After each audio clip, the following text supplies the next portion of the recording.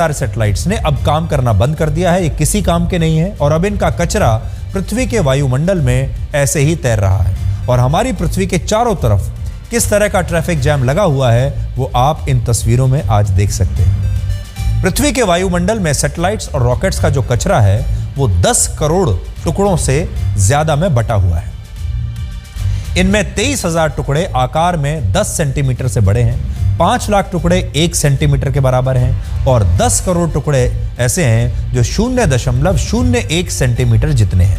और इस समय पृथ्वी के वायुमंडल की स्थिति वैसी ही है जैसे आपके शहर में किसी व्यस्त चौराहे की होती है, जहां पर ना तो कोई कानून है, ना कोई रेड लाइट है और जिसे जहां रास्ता मिल रहा है वो जा रहा है।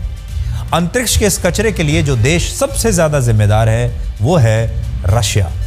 रशिया के 7,032, अमेरिका के 5,216, चीन के 3,854, फ्रांस के 520, जापान के 117 और भारत के 114 सैटेलाइट्स और रॉकेट बॉडीज का कचरा पृथ्वी के वायुमंडल में इस समय तैर रहा है और यह स्थिति भविष्य में और भी खतरनाक होने वाली है।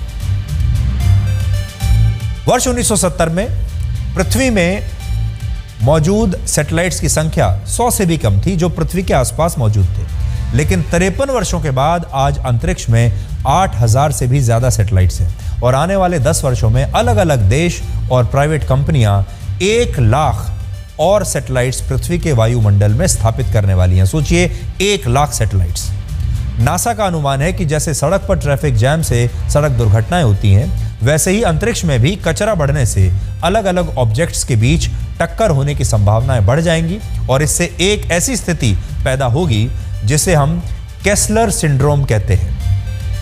केस्लर सिंड्रोम का मतलब है जब 2 सैटेलाइट्स और रॉकेट्स का कचरा आपस में टकराएगा और इस टक्कर से उनका कचरा फैलकर दूसरे ऑब्जेक्ट से टकराएगा और फिर उनका कचरा बाकी के सैटेलाइट से टकराएगा और यह घटना इतनी खतरनाक होगी कि इससे पृथ्वी के वायुमंडल में मौजूद लगभग सारे सैटेलाइट समाप्त हो जाएंगे। और अगर ऐसा हुआ तो इसका सीधा असर आप पर जरूर पड़ेगा।